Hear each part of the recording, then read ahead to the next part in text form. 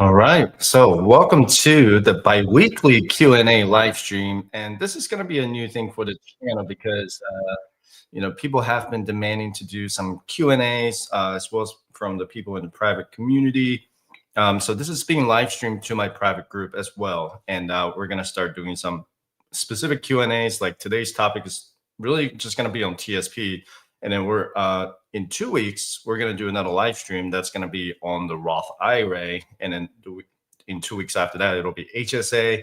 We'll probably kind of just rotate around and talk about the TSP, 401k, other fire strategies and stuff like that. So people seem to enjoy that more. But next Wednesday, I'm going to be live streaming for the FOMC meeting. The labor report came out and the job market is not great right now. And the Federal Reserve is looking to cut interest rates by at least 25 basis points. So that's something that I'm going to be live streaming next Wednesday. And then the week after that will be just Q&As. And then the week after that, it'll be about a specific topic. So if you're brand new to my channel, I'm a Air Force veteran. I did 20 years, retired this year. And I've been dealing with the TSP for a while. So you can say that I've been creating content on TSP and Roth IRA, fire strategies for the last 3 years. So really appreciate you guys being here. And just checked the other day, got 70,000 subscribers. So, that's really just kind of amazing to see when I used to get like very few views in the past. But just right off the bat, I'm going to get started with a question. So the first question I got from the private community group is, let's see, there we go. All right. So how long does it really take to have $1 million in my TSP? And what fund do I choose? So just right off the bat, I want to make sure that people understand in the live stream is I'm not going to just tell you what to invest. That's not my job. And that's, that would be unfair to you because I don't know much about your financial situation other than my private clients. And you can go to fiserv.com/private clients if you want to check that out. If you do want to become my client. But before becoming my client, you have to sign up for the 60-minute consultation, which is on the same website. You go to fiserv.com/consultation. So the first thing I always tell people to do, and this is from the time when I was in the military too, is to understand what these index funds are. So if I straight up just tell people, just do this 90-10-10 or 80-10-10, 90-10, 100% on C funds, stuff like that. That's not fair, right? You're just blindly investing in something that you don't understand. So the first thing I always encourage people to do is look at the TSP website. And let me just hide this real quick. And just go to the TSP funds. And I always have this pulled up, almost always, just kind of going through what these funds are. So C fund is the S&P 500. That's people's favorite, right? It's been performing really well. And then there's the S fund, which is the small cap index fund. And then there's the I fund, which has been outperforming this year. And you can go to fiserv.com/resources and get the free TSP price tracker on there. And then there we go. I don't know why I wasn't pulling it up. There we go. So TSP price trackers on my resources website. Again, that is completely free. It gets updated every single day after the market closes. So you'll know how each index fund is performing year to date. So year to date means that how it's performing since January 1st, 2025 until today, right? And this one is as of September 8th. So that's as of last night on Monday. So right now, the C fund, if you look on the left-hand side here, let me see if I can zoom in. I guess not. It's 11. Oh, yep, I can. Let me go to 125% here. So C fund has performed 11.42% return this year. S fund has performed 10.51% return. I fund is 23.12. It's been kind of staying at that 20 to 24% in the last couple of months. F fund is blowing up at about 6.37%, and then G fund at 3%. And that's pretty normal for the G fund with the government funds.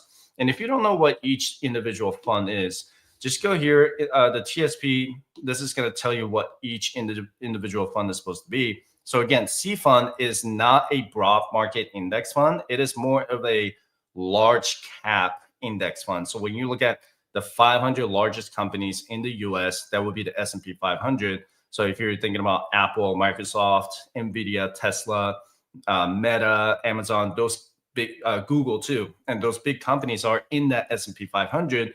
And when you look at it, you're going to see that the last year, that is the past year, a year from a year ago today, or a year ago it is today. Yep. So it has performed a 16% return. It is meeting the benchmark index with the S&P 500, and in the 3 years, it's 17%. So what that means is a lot of people misunderstand. It's like, oh, it's just 17% in the last 3 years. No, it's a 17% average annual return in the last 3 years. So that's 17%, 17%, 17%. That's just the average. Okay. And then there's the 5-year return at 15%, and then the 10-year return at 13%. So if you look at the historical data, you could argue that the C fund has been the best performing asset class. And if you look at the S fund, it's done like 11%. It's still in the double digits, not bad, but it has underperformed the S&P 500. And if you look at the I fund, it has started to perform better because they did update the what's in the I fund. Now it's got the emerging market funds. They have like the smaller cap, smaller companies in the international fund that's in there. So that's how you can look at it. But I fund has been the underperforming asset out of all between CS and I. And now since inception, now you can look at it this way, since inception. So what that means is that since C fund was born in 1988, it has performed on average of 11.23%. So that's pretty incredible, right? And then you look at the S fund that's been around since 2001 during the dot-com bubble, that was the 9.31%. And then I fund has been around the same time as S fund, and it's performed just only 5.57%, which has been disappointing until this year. If you look at like Reddit, social media, and everybody's like, oh, we got to go to iFund because it's performing a 23% return this year, right? But then they also have to realize that once you get into the market when the rate of return is already at 23%, then you need to be careful with the downside, right? The downside risk of where that TSP price might go. And you could, what if the iPhone starts to kind of correct itself with the price because people are flocking more over to the S fund or C fund or whatever that might be. So just be careful jumping on the train just because everybody else is saying that we need to jump on the iPhone. I want you to make sure that you understand that what your portfolio is exposed to. That's the most important thing. When you look at your TSP account, like I still have my TSP military account, and I have my traditional TSP, Roth TSP, and the tax exempt TSP when I was deployed to Iraq, Afghanistan, and Kuwait. And I still have money invested in there, and I still pay attention to how my money is allocated to each CS and I funds. So that's the most important thing is I am going to be exposed. I'm going to be exposing my money, let's say 80% of my money to C fund, and then I'm going to expose another 20% of my money to S fund or something like that, right? So that's something that's really, really important for you to understand is what funds do I choose? It's more like how much money do you want your TSP portfolio to be exposed to each index fund? Okay, I hope that makes sense. And when you look down, and then you can see how each asset has been performing in a month, like per month. In July, C fund has done 2.24%. But if you look at the I fund, it's down negative 1.52%. You can break it down month by month, but how that's going to translate into the future performances, it's really hard to tell. You can't possibly, predict that, just because it's performed a, let's say 13% average annual return in the past 10 years, that means it's going to do 13% again in the next 10 years. I mean, it would be nice to know what's going to happen in the future, but nobody really knows, right? So you just got to remember how much you're exposing your money to. So as far as how long it actually takes to get to $1 million. So you guys have probably seen this before if you're one of my longtime subscribers, but we do have a TSP calculator. This is not free, unfortunately. And people have complained to me why this is not free because my employees have put a lot of time into building this. So it would be unfair to just give this for free. And then the money that we make, we just kind of reinvest into back into our employees. And that's why it's not free. But the TSP calculator, you can get this at firesightshare.com/fire investing, or as a private client, you do get this that comes with the plan. But the most important thing is you want to make sure that you go through the contribution details, and you want to look at the TSP contribution details page and find out how much money you started this year on January 1st, 2025, and not as of today. That's the most important thing that you need to find out, because you need to know how your TSP has been performing throughout this year. And you don't know that for sure until you update your contribution details from today's date over here to January 1st, 2025. Okay. And then that's how you know, because you want to, when you scroll down, you're going to see how much money you have contributed and versus how much money you have um, earned in earnings, right? Because those are the two important things that you need to know, is how much you contributed to your TSP so far and how much money it has grown in the TSP so far this year in 2025. And in the fire investing course, it does, I do go through this in detail so that you can keep track of your TSP. And the most important thing as a Air Force retiree, and I'll tell you this, you need to keep track of your contributions, because you need to know how much money you have personally contributed to your Roth, not so much the traditional TSP. I didn't really track that because that's all going to be in pre-tax dollars. But the Roth TSP, you want to keep track of that every single year as far as how much money you're putting in. Because when you separate from, let's say, separate from the Fed or separate from the military, that money that you put in, you can transfer it over to the Roth IRA and have access to it if you absolutely have to. Not that I'm recommending you to do that, but it is an option that you need to keep in mind, that you can move your Roth TSP over to your Roth IRA and segregate what was your contributions versus what was your earnings. Because the Roth contributions you already pay taxes on, you can take that out anytime, tax-free and penalty-free, but you can only do that in the Roth IRA. But if you leave it in the Roth TSP, you're not going to be able to do that. But the earnings portion, right? So all the capital gains and dividends, well, it doesn't have dividends. TSP doesn't pay dividends, but all the capital gains, you still have to wait until you're 59 and a half when you move it over to the Roth IRA. So that's something that you need to keep in mind. And so anyway, once you get this information though, let's do some exercise here. Let's say your base income is 75,000. Let's say you're a Fed, right? Let's say you have, let me change the birthday here. Let me change that up to maybe 1996 and go age 29, and you have Roth 25,000, and let's say you have 10,000 in your traditional TSP. Okay, so far you have $35,000 that was the beginning balance on January 1st, 2025. Then on the right side, then you're going to write down which one you're contributing to, like personally contributing to, right? Your employer contribution to the TSP is always going to be going into the traditional portion of the TSP. The new feature, as far as the Secure Act 2.0, that allows employers to put it into the Roth bucket, that feature is not available with the TSP just yet. There are some new features coming out in 2026. I think there's a question about that later on. But let's say you're not putting anything into the traditional TSP, but you still want to put 5% employer contribution right here. And then you can just put 0, and that's it. It's still going to grow, right? Because that extracts 5% of your base salary of 75,000 over here. So in the year 2025, if your base income is $75,000 with a 5% employer contribution, you're going to get $3,750 into your traditional TSP. Now, a lot of clients, a lot of people have done that and just kind of like, I don't want to invest in the traditional TSP. I'm just going to put it in the Roth. It makes sense for a lot of people in the military because their base pay is a lot lower, right? Their taxable income is a lot lower because the only paycheck they're getting taxed on is the base pay and bonuses and stuff like that. But that's a topic for another day. And then let's say you're putting all your money into the Roth TSP, and let's say you do 20%. All right. Well, maybe that's a little high. Let me go to 15%. And then when you hit 50, you're going to put 7,500. And then when you hit 60 and 63, you're going to put 11,250.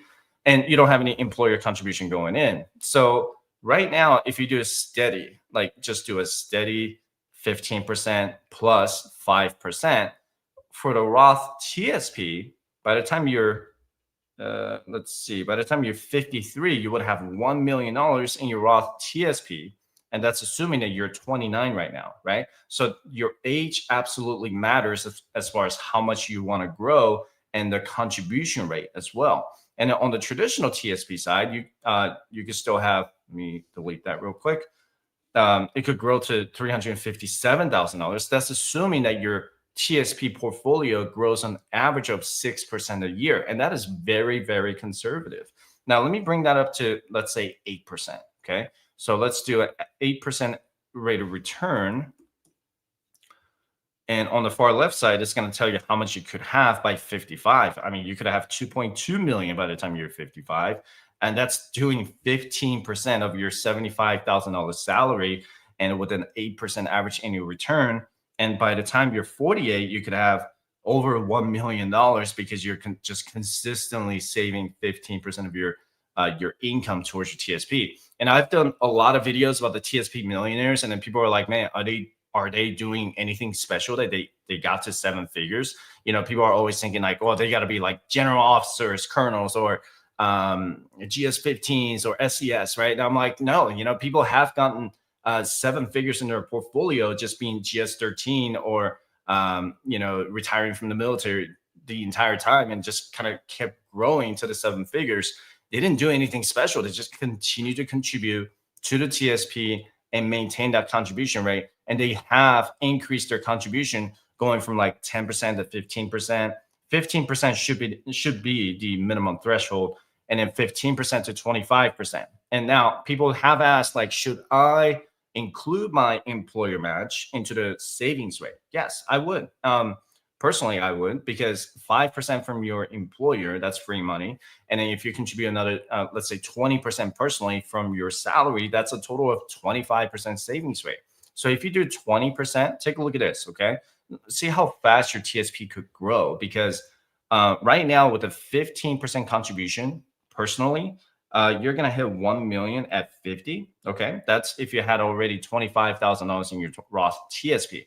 And if you do, let's say 20%, look at that. You're going to hit that $1 million by age 48.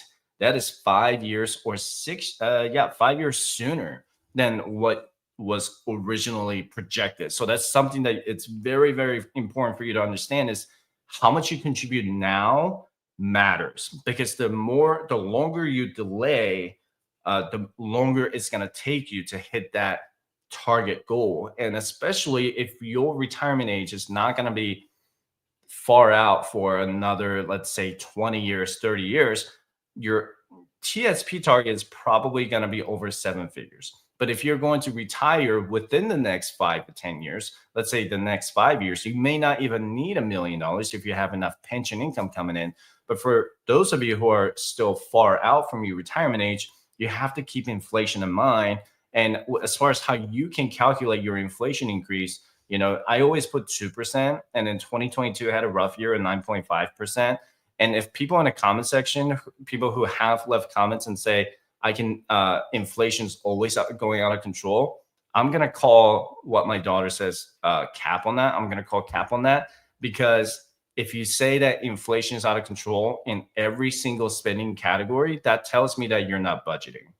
And over half, what was it? Like over 55% of Americans do not budget, which is insane, mind boggling. So if you don't know your FIRE number yet, you need to budget today. You need to keep track of your expenses. And then because once you figure out your expenses, then you can decide if you can do 15%, 10%, 20% into your TSP. Can you put it in the Roth TSP, traditional TSP, or whatever that may be? That's a very, very important thing that you need to know. But I hope I answered that question as far as how long it takes to have $1 million in TSP and which fund to choose.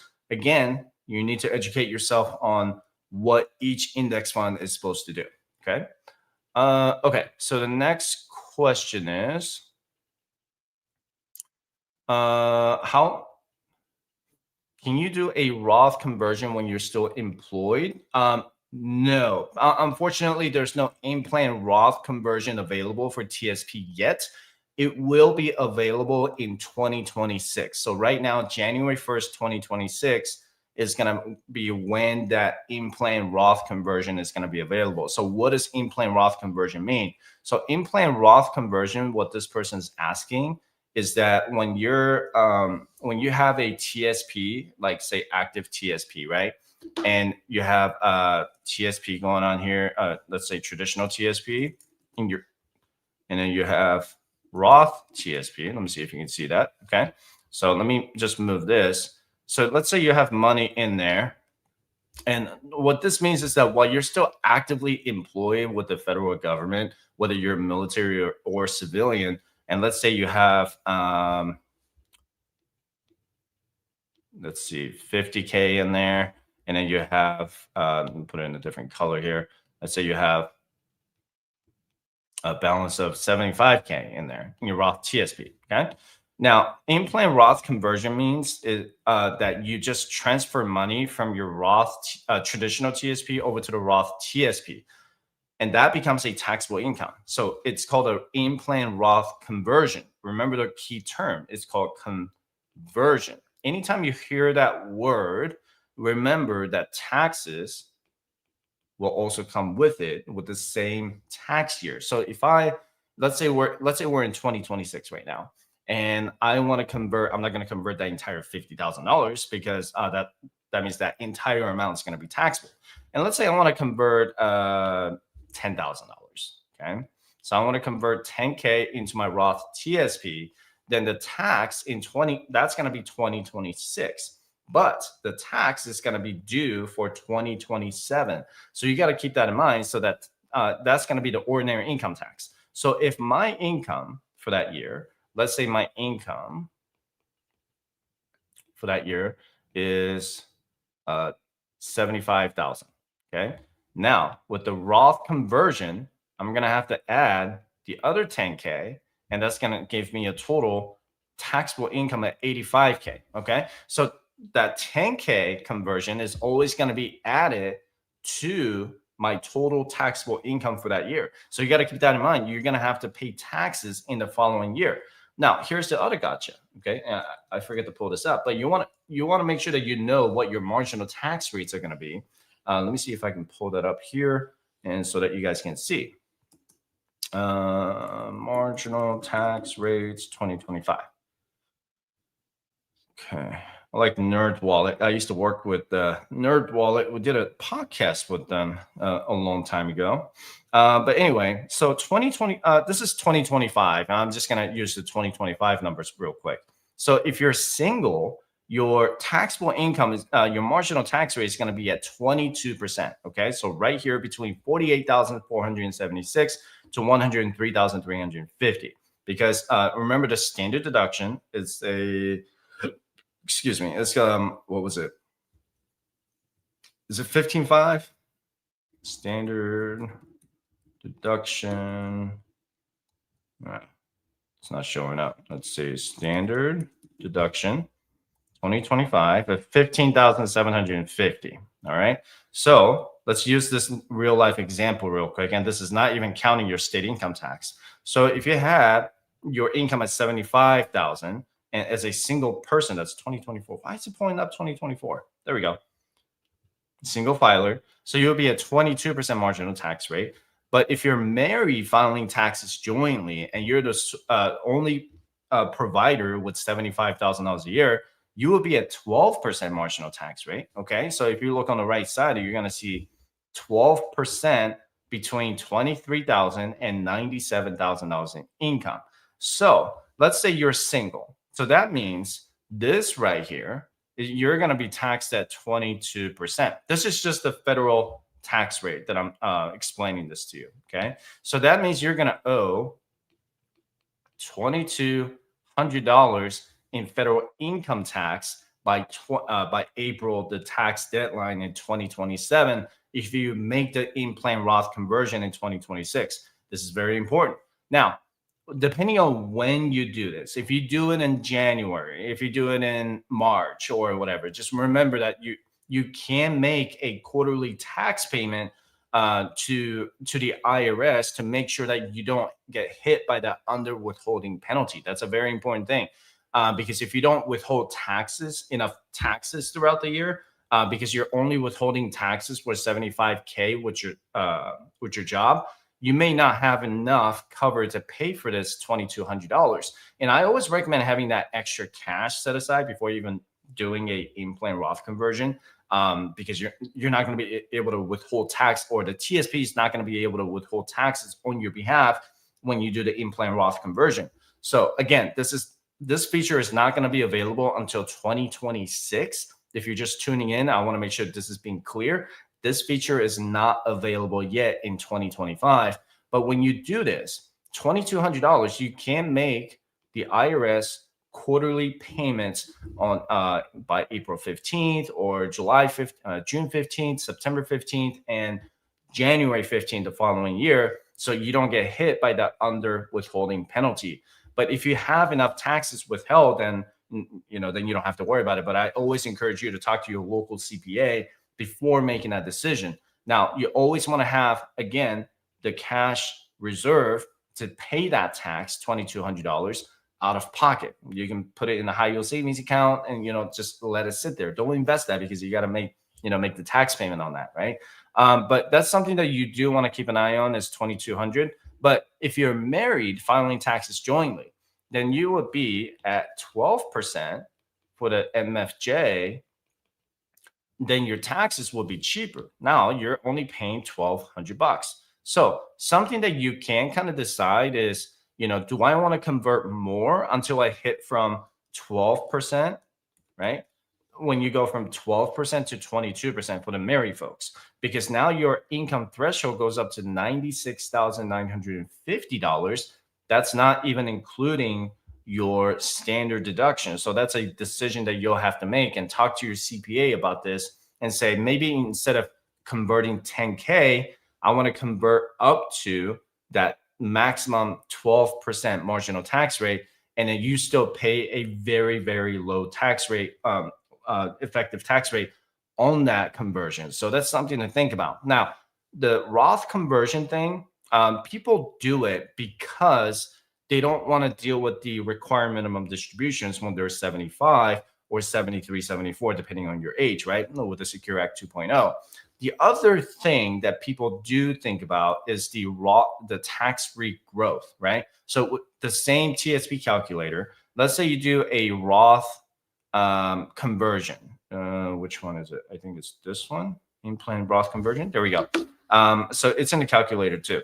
Let's say you put 10,000 in there. All right, let's see the difference, because by 48, I would have $1 million with this previous example.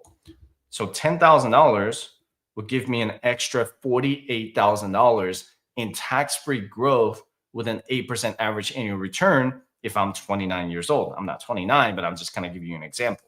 But you have to understand what that break-even point is, because when you pay $2,200 in taxes, it might take you about 3 to 4 years, depending on the average rate of return, to break even between your tax-free growth and the taxes that you paid in beforehand. I hope that makes sense. So you want to kind of like look and see, all right, if I pay $3,000 in taxes today to make that Roth conversion, how long does it take for my Roth TSP to grow tax-free to earn that $3,000 back inside the portfolio?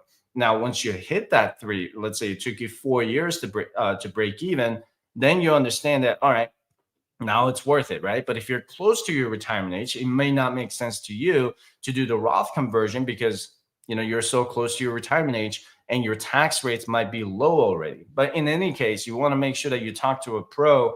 I would, if you schedule a session with me to talk about your taxes, you're going to be wasting your money, because I want you to talk to your local CPA in your state. And I'm being very upfront about this, because I have turned down clients in the past and say, your questions are not applicable to what my firm coaches you, right? Coaching people. It's not about the taxes. Like if you're living in Virginia or in Maryland, and then you want me to go through your taxes, then I would recommend that you talk to someone in Maryland or Virginia or wherever that you live in, and talk to the CPA. I know it's going to cost money to talk to a CPA, but you want to do that right to make sure that you do that correctly. Okay.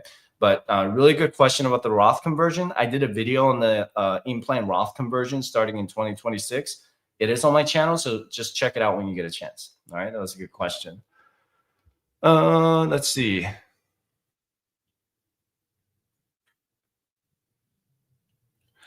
Oh, okay. Let me go to the YouTube live chat real quick. Oh wow, I'm very sorry for your loss.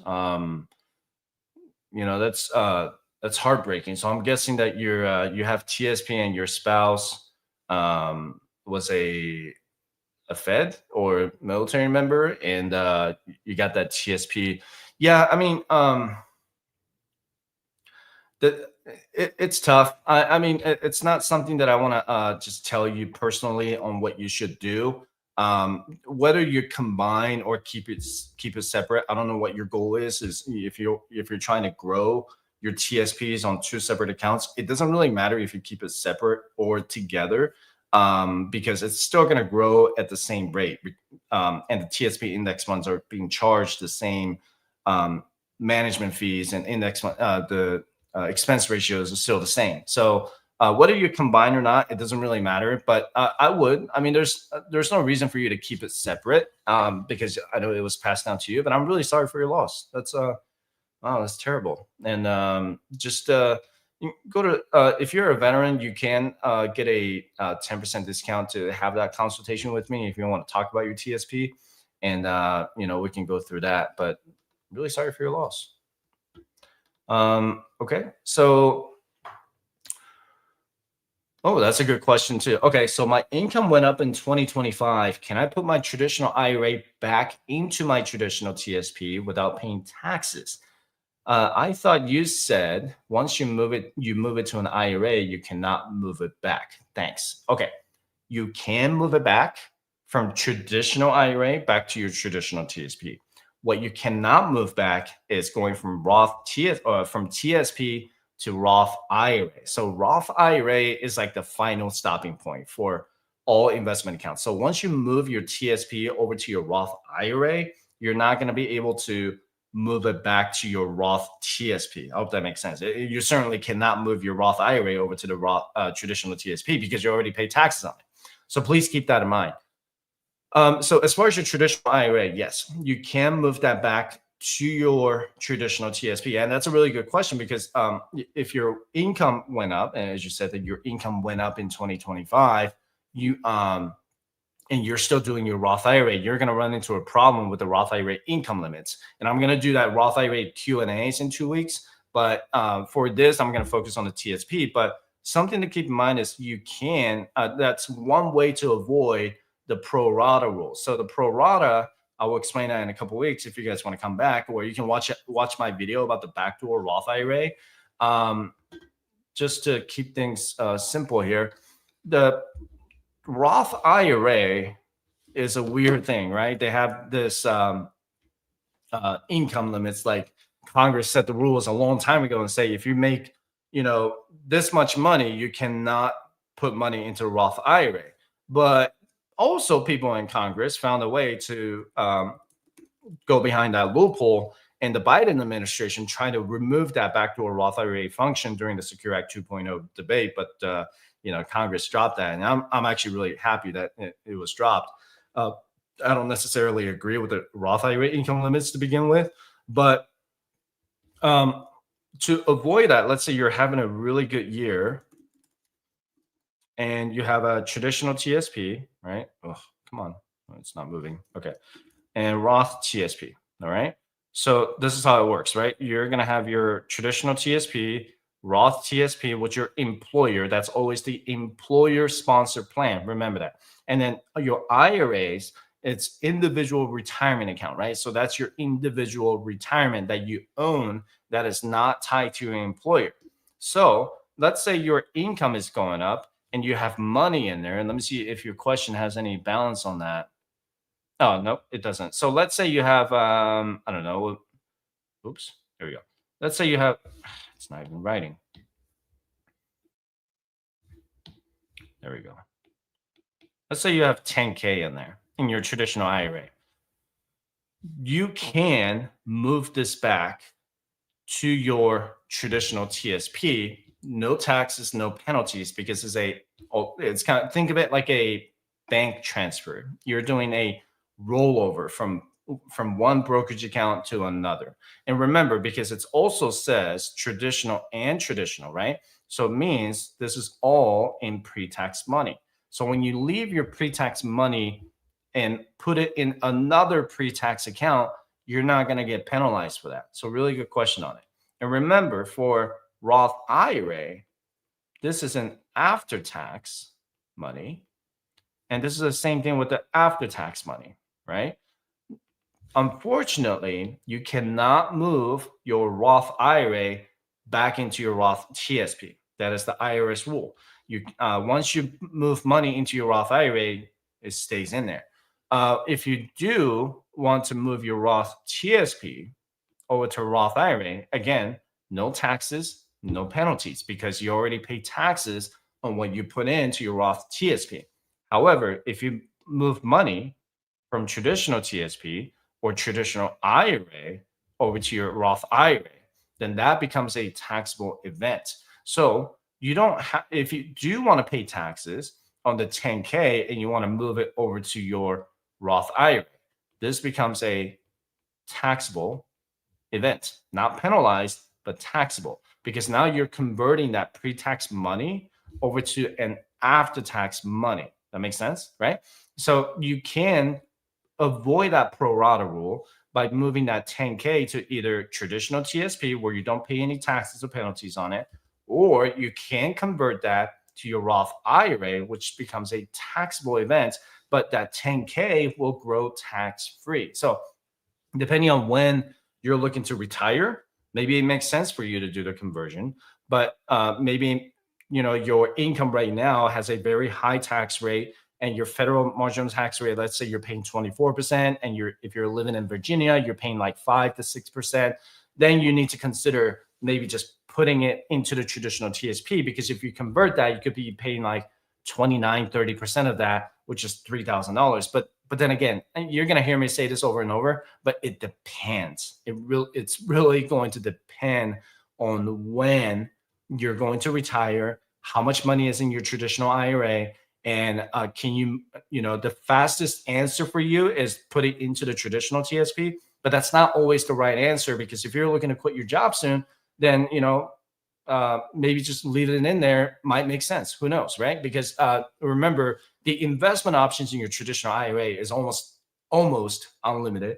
Traditional TSP, on the other hand, is very limited. So if you have like something like ETF, like a QQQ ETF in a traditional IRA, you're not going to be able to buy that in your traditional TSP, and so you would have to liquidate that and then transfer it over to the traditional TSP. So that's something that I want you to really keep that in mind. Okay. But really good question on it. I appreciate you asking. It is a pain in the butt when it comes to the backdoor Roth conversion if you have an existing traditional IRA balance. So okay, let me go to YouTube live chat real quick. I'm going back and forth between the private group, but the private group folks do have the priority when it comes to me answering the questions. No, I have not seen any news about the Roth TSP match option. So one of my clients has a 401k with the private sector that offers um, that Roth employer match. Just keep in mind, you will have to pay taxes on that. So if you're like getting a $5,000 match from your employer, and if you elect to put it in the Roth TSP, whenever that feature comes out, you will owe taxes on that, because now you're putting that money into the Roth TSP. So if your income is $75,000 this year and you're getting that $5,000 match, then that's $80,000 that you're going to be taxed.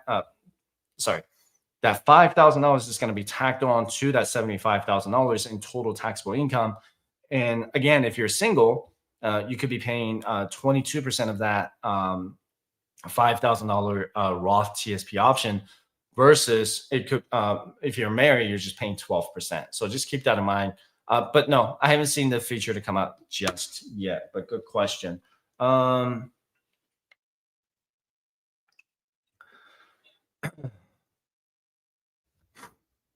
Let me see. All right. So got the, oh, that's a good question too.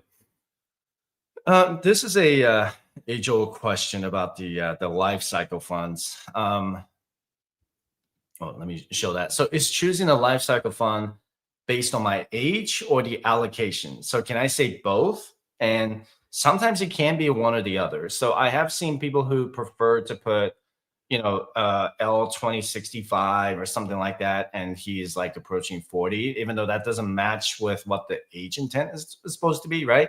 But if you're trying to find the correct life cycle fund, it is built for people who are turning 60 years old. And let's say if you choose 2060, then you should be turning 60 by the time in the year 2060. And if you choose L 2055, then you should be turning 60 in the year 2055, because the asset allocation does change every single year and it becomes more risk averse as you get closer to your retirement age. So let's fast forward to the year 2050. Okay. Then you're like 10 years out from your retirement. Then your portfolio is going to be structured automatically to something like, I don't know, on the top of my head, I'm just giving you an example. Let's say 70% stocks and 30% bonds between GNF funds. And then the stocks, and when I say stocks, it's CSNI funds. So, that's the age based, you're choosing based on your age. You can do it that way if you don't want to do your own thing and choosing between CS and I funds because it's too much work. I get it. But you can also choose based on the allocation. So when you go to the TSP website, and as far as which allocation to choose from, you just go to this individual funds, and let me show that screen here. And yeah, just go to tsp.gov and then click on life cycle funds. And then if you go to, I'm going to use the 2060 example here, and it's going to tell you the allocation right now. It's only 1% bonds because, the 2060, the year 2060 is like 35 years from now. And I'm going to be like, my gosh, 75 by then, 74 years old by then. Probably still going to be doing YouTube, who knows, at 74 or 75, but that's how you can look at it. And people say, you know what? I don't want to mess with the CS&I funds allocation. I just want the life cycle fund to do it for me. And people have done that and just say, I like 99% stocks and 1% bonds.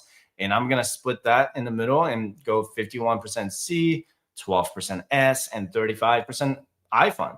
And you know what? People doing the life cycle funds in 2025 really paid off. And it's been a while. And I did a video on that last week that life cycle funds are outperforming the C fund, a C and S funds, except for I fund, because the life cycle fund allocation changed recently to allocate more money to the international funds. So if you look on the right side and you go to firesightchat.com/resources, and you can get this TSP price tracker for free once you go to it, and you can sign up for it. Okay.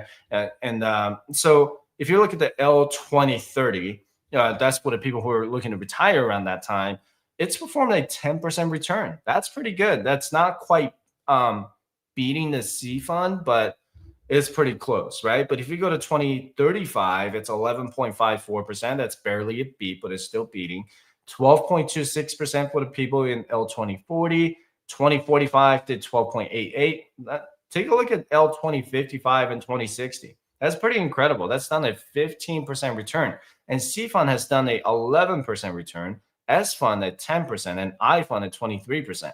So for people who have life cycle funds, to start the year and to just continue to contribute and not changing anything, you're winning. You're probably winning, beating most investors right now who choose to invest individually into CS&I funds, because now you're getting a 15% return, 20, 55, 60, 65, and 70. It is the most risk tolerant or exposed. It's the highest exposure to the stocks. You would have 99% stocks and 1% bonds. So when the stock market does really well, that's also going to go up too.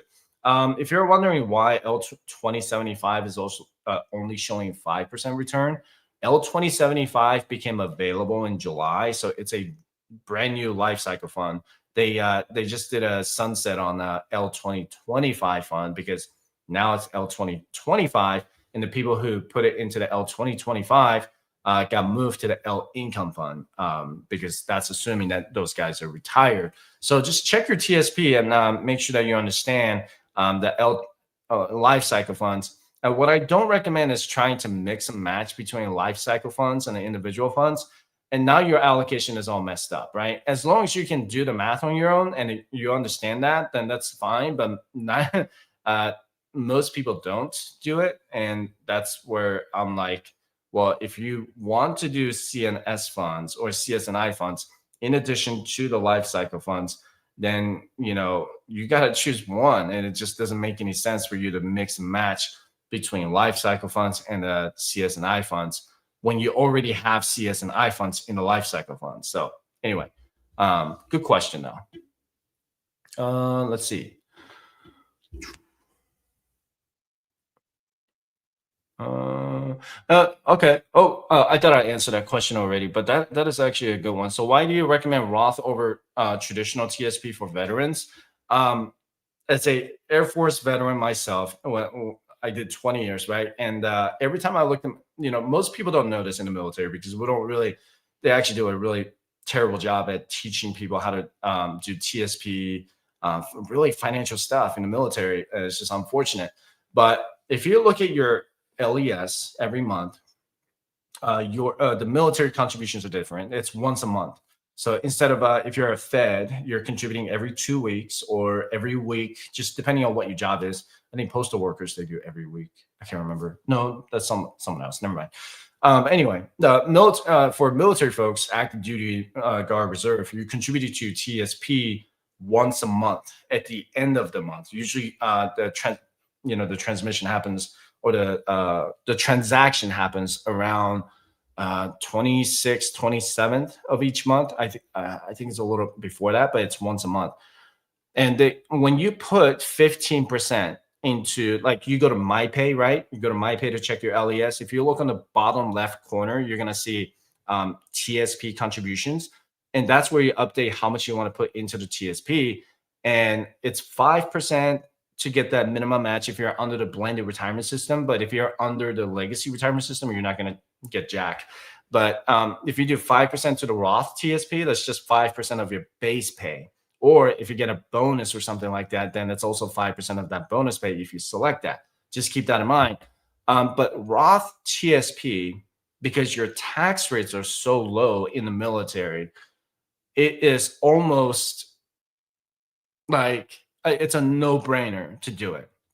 I did a detailed price comparison on at what rank you have to be to switch over to the traditional TSP, assuming that you're a single individual or a married couple with only one source of income. If you're a dual income earner, like say you and your spouse work together or work separately and both of you have income coming in, then that's a different story as far as how much you want to put into the traditional TSP versus Roth TSP. That's a different story. Okay. But when it comes to you're the only person, Roth is also it's almost a no-brainer, because if you go to the tax rates over here, okay, if you go to the tax rates, if you're single, $48,000, you'd be at 12%. Remember, your BAH, BAS are non-taxable income. Your COLA is not taxable either. It's only subject to the Social Security Medicare tax. That's it.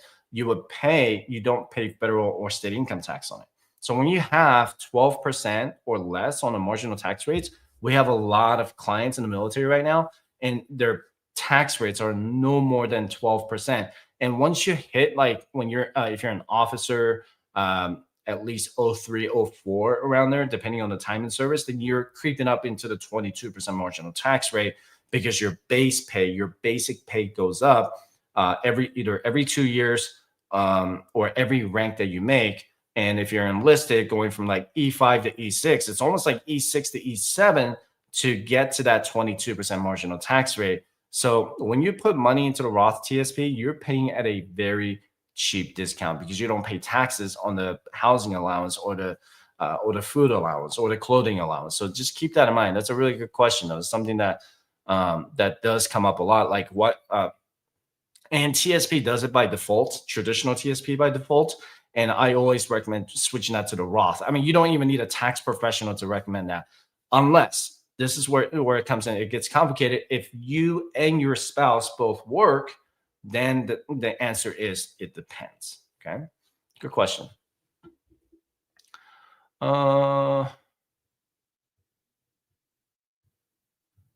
Is it faster to grow my TSP if I combine my other TSP account with my current one? I'm a veteran and a Fed. Oh yeah, okay, cool. Good question, because um there are like what 35% of federal employees are veterans. I have a client who works at the VA, and he was a retired Army, and he had two TSP accounts, one from the military and then one with the federal employee. Um, and he asked me the same question, like, should I combine them so that the TSP will grow faster? No. If you look at the formula when it comes to compound interest, your one account versus one account, it grows the same, assuming that you have the same allocation. So, like, if you have 100% C fund in the military TSP, and then you have 100% C fund in the federal employee TSP, they're going to grow the same rate, because the fees are the same and the rate of returns are the same. You're going to see something different, though, because if you're actively employed with a federal employee, because you're constantly contributing to it every 2 weeks or every month, every 2 weeks that you contribute to your TSP, then your rate of return on the TSP website is going to come out different, different from the military one, because military, you're not contributing anything to it if you're no longer with them. But the federal employee one, you're going to see a lower rate of return, most likely, or sometimes higher, because you're dollar cost averaging into your TSP every 2 weeks, every time you get paid. So just keep that in mind. But no, as far as the math formula goes, if is combining better than the separate, no, they're still going to grow at the same rate of return. So that's a really good question. I have made a video about that in the past. I don't think I got a lot of views on that, because it's a very specific or niche question. So, but yeah, good question. Do you want to combine those? Yeah, I would, because remember, the TSP comes with a rule of 55.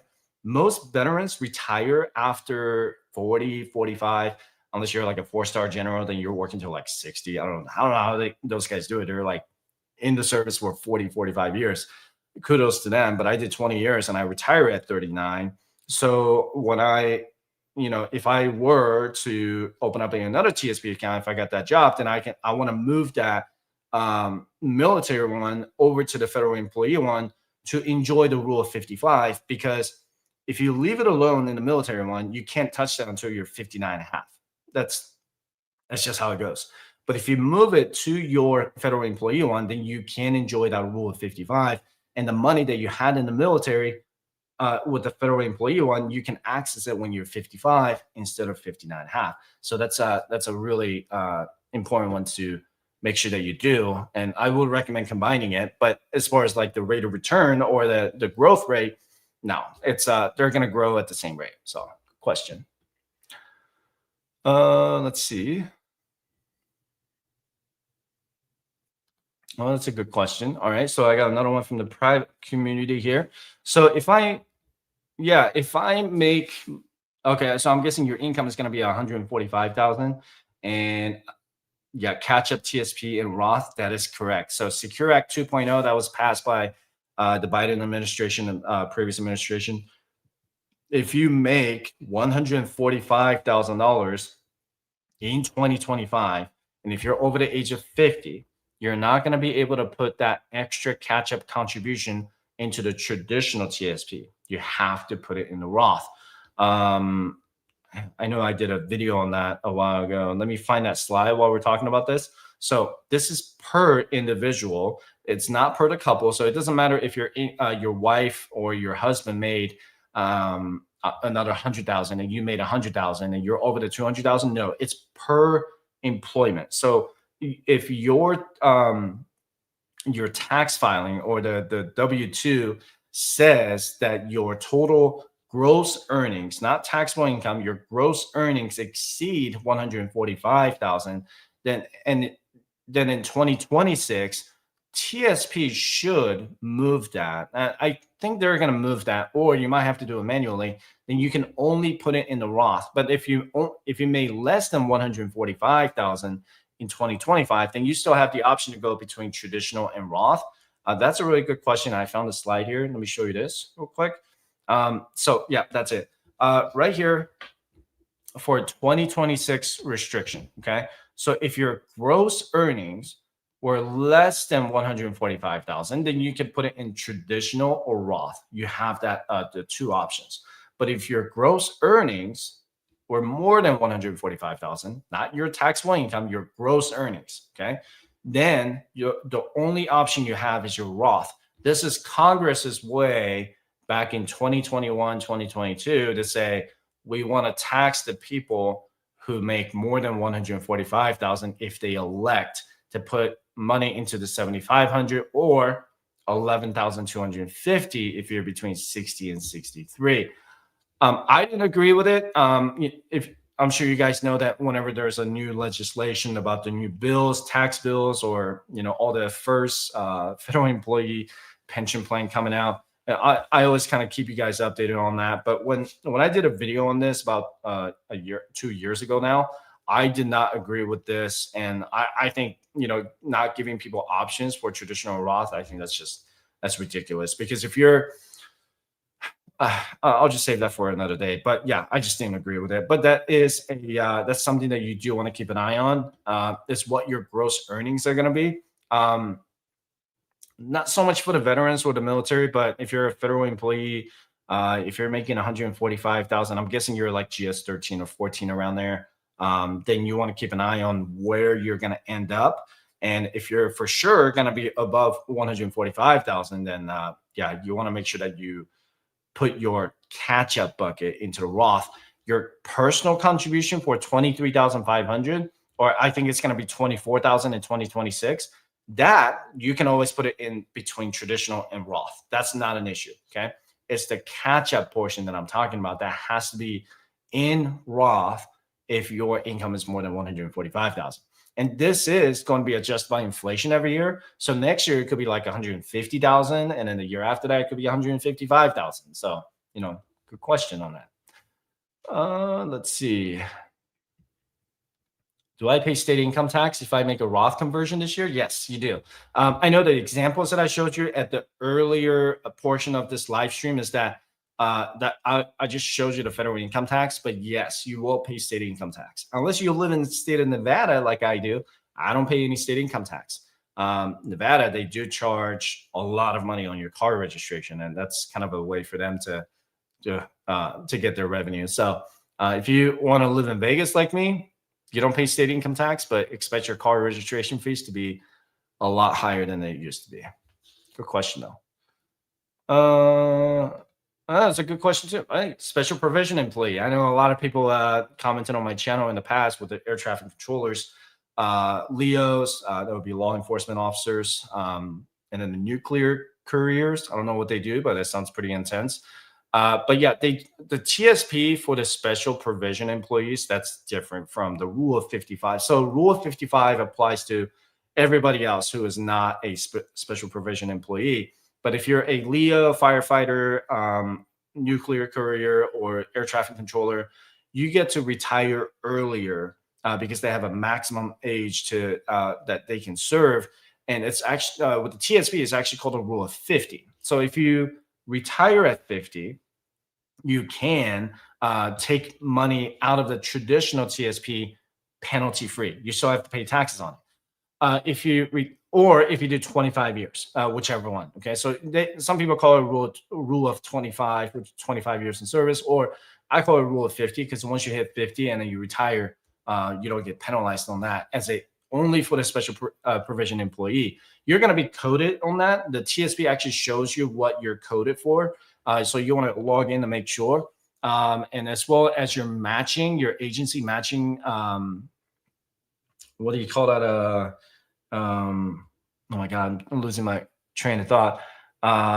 Vesting schedule. Sorry, vesting schedule is a lot shorter too. So it's going to be 2 years instead of 3 years for the TSP. But for as far as your question goes, it's traditional TSP to enjoy that tax-free withdrawal.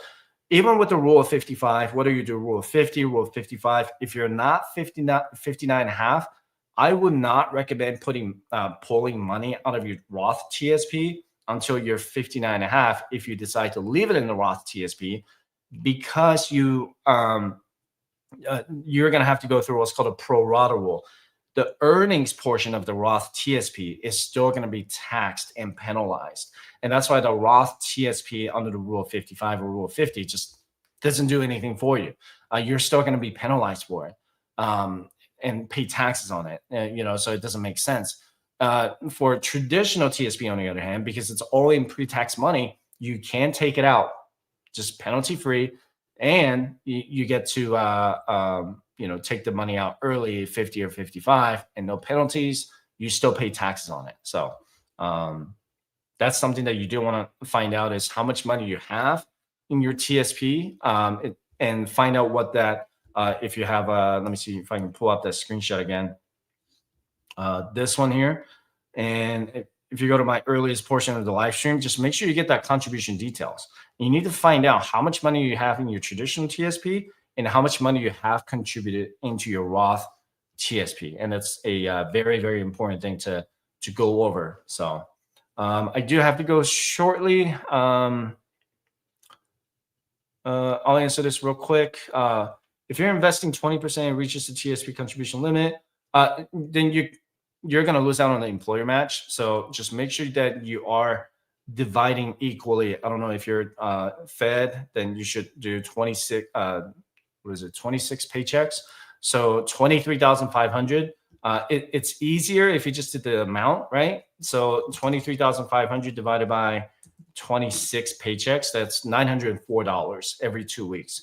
If you're like doing a catch-up contribution, that would be 23,500 plus 7,000 and 7,500. Sorry, 31,000 divided by 26. So that's 1,193 every paycheck. So yeah, I mean, just make sure that you don't lose out on the employer match, and you don't max out too soon. Like if you get to October, November, you're maxed out.